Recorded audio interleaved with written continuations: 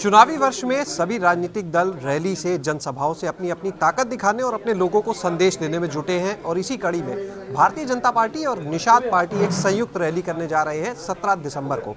हमारे साथ में इस समय निषाद पार्टी के अध्यक्ष डॉक्टर संजय निषाद जी हैं। संजय जी, संयुक्त रैली, अपनी ताकत दिखाना, जन समर्थन दिखाना।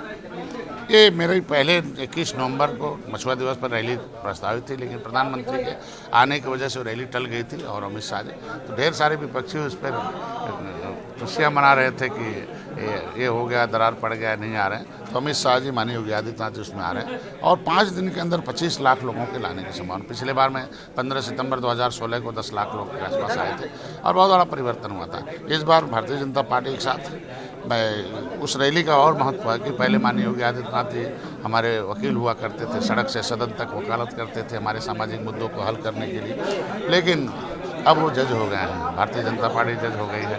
2019 में हम लोगों ने दिल्ली की सरकार बनाई, उत्तर प्रदेश से बना।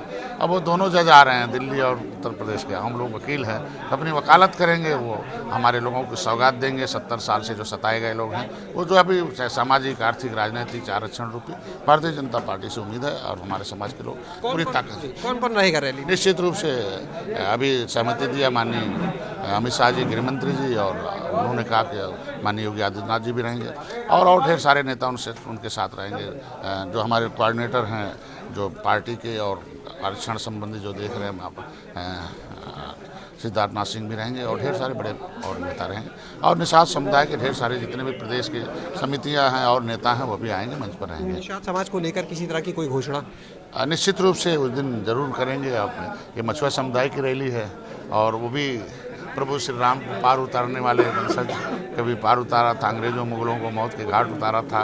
राम के कैबिनेट में निषाद राज आए तो राम राज आया था, तो फिर उस कैबिनेट में भारतीय जनता पार्टी निषाद पार्टी को अपने सिंबल से कुछ सीटें देकर उत्तर प्रदेश की कैबिनेट में ले जा रही है। तो निश्चित रूप से कुछ न कुछ तो बोलेंगे ही और हमारा समाज खुश है और भारतीय जनता पार्टी के साथ रहकर। जिस जगह ये रैली कर रहे, रमाबाई मैदान जो है, बहुत गिने चुने मौक़ों पर ही उसे भरा जा सका है। आप भी जानते हैं, हाल ही में भी सपा ने भी एक रैली की थी अपने सहयोगी दल के साथ, तब भी मैदान खाली रह गया था, कुर्सियां भी बहुत सारी हटा दी गई थी बाद में खाली रहने पे। क्या लगता है, भाजपा की और निषाद समाज की रैली उस मैदान को भर पाएगी? कितना वहां पर जनसमूह आएगा? देखिए, पहले झुआ रोड पर पौआ पिला के इन्हें बेहोश किया गया था। इन्हें हमने पार्टी का लेबल लगाकर, इतिहास पढ़ाकर 14 किताबें लिख दिया, फिर इनको पढ़ा के कैडर तैयार कर इन्हें होश में लाया, जोश में ला दिया हूँ और बिना किसी के समर्थन के, बिना सहयोग के हम 15 सितंबर 2016 को रैली भरा था। पूरा एक कोई सीट नहीं खाली थी, सड़क पर था। तो अब तो भारतीय जनता पार्टी का साथ है और अब पार्टी बहुत बड़ी हो गई है और इस समय इलेक्शन भी है और निश्चित रूप से वो रैली कोई खाली नहीं रहेगा। देखेगा पूरा लखनऊ उस समय निषाद में हो जाएगा एकदम से। जय निषाद राज। कितनी सीटों पर चुनाव लड़ने जा रहे हैं? कम से कम देखो, अभी हमारे 2 अंकों में रहेगा भारतीय। पहले तो रैली है, सीट उसके बाद होगा घोषणा और सीटों का बहुत लफड़ा नहीं है क्योंकि उन्होंने बोल रखा है भाई जितना निषाद बाहुल सीटें हैं तो अपनी क्षमता के अनुसार लड़ सकते हैं, उन्हें बता दिया हूँ और इस रैली के बाद उसकी घोषणा। 15 तारीख से हाउस है और इस बार तो आप भी अब हाउस में रहेंगे।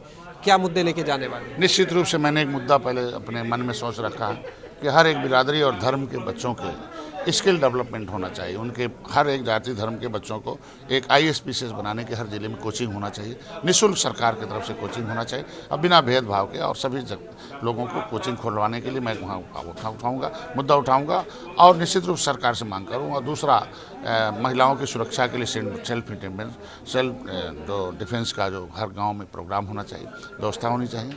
तीसरा, जो रोजगार परक शिक्षाएँ हैं उसकी बढ़ोतरी के लिए इस देश में जो सबसे बड़ी समस्या है रोजगार की, उस पर भी हम आवाज़ उठाएंगे और जो भी निर्बलों के लिए जो आज के दिन में जो 2 जून की रोटी छीनी गई है, कपड़े मकान छीने गए हैं, उनको फिर ये तो कहते हैं हम राशन बांट रहे हैं, आवास दे रहे हैं, आप कह रहे हैं रोटी छीनी गई है, आवास नहीं दी। सरकारों ने छीना था, इसीलिए तो मैं इनके साथ आया कि अब दे रहे हैं, शुरू कर दिया है। पिछली सरकारों ने दिया होता तो आज बांटने की क्या जरूरत पड़ती? आरक्षण के मुद्दे पर भी कोई बात? निश्चित रूप से बात, तो ढेर सारी समस्याएं हल हो चुकी हैं, उस दिन दिखाई देगा आरक्षण। क्या बाकी रह गई आरक्षण? निश्चित रूप से अब केवल दस्तखत बाकी रह गया, सब हो चुका है।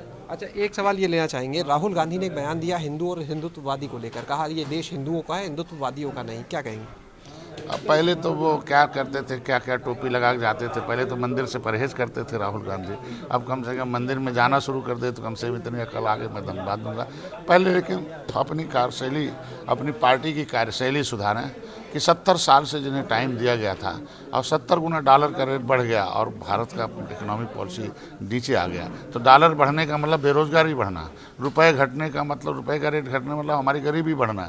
तो ये तो पिछली सरकारों की देन है। 2 साल से मैं मोदी जी के साथ हूँ और मैंने टेबल जाकर बताया कि कुछ न हो लेकिन मेरे देश का रुपये विदेश न जाए और डॉलर रुक जाए। तो 2 साल से देखो आप डॉलर स्थिर है। कम से कम मैं धन्यवाद दूंगा भारतीय जनता पार्टी को कि आगे उम्मीद है कि डॉलर का रेट घटेगा और रुपए का रेट बढ़ेगा। और जैसे रुपए का रेट बढ़ेगा तो यहाँ रोजगार के साधन संसाधन बढ़ेंगे। पहले अयोध्या में राम मंदिर और अब काशी में आज जो भव्य आयोजन है, क्या कहेंगे? हम तो कहेंगे कि जहाँ जहाँ भारतीय संस्कृति का रहा है, ये भारत देश है और भारतीयों का संस्कृति का देश रहा है, तो उस संस्कृति को बढ़ावा देना और संस्कृति को स्थापित करना जो पिछले विदेशियों ने नष्ट कर रखा था। अगर कोई व्यक्ति या कोई सरकार जो नष्ट है उसे फिर भारतीय संस्कृति को फिर से बनाकर इस देश को सौगात सौंप रही है, तो मैं तो धन्यवाद दूंगा भारतीय जनता पार्टी को ना। मान लीजिए खून खराबा होता था राम मंदिर पर, हम आए बिना खून खराबे के राम मंदिर बन रहा, तो बहुत बड़ी बात है ना। पिछली सरकारों ने कैसे कैसे कत्लेआम किया था, कैसे खून बहाया था। तो मैं चाहता हूं कि शांति से राम मंदिर बन रहा, उसी तरीके से शांति से सारे जितने धार्मिक स्थल हैं आराम से बन जाएंगे, कोई भी खून खराबा नहीं। बहुत बहुत शुक्रिया बात करने के लिए। तो ये थे हमारे साथ संजय निषाद, जिनका साफ कहना है कि इस बार जो रैली होगी एक बड़ा संदेश देगी वो रैली, और पूरा मैदान ही नहीं बल्कि सड़कों तक जो पार्टी के लोग हैं वो नजर आएंगे। कैमरा सहयोगी वीरेंद्र के साथ शैलेश अरोड़ा, एबीपी गंगा, लखनऊ।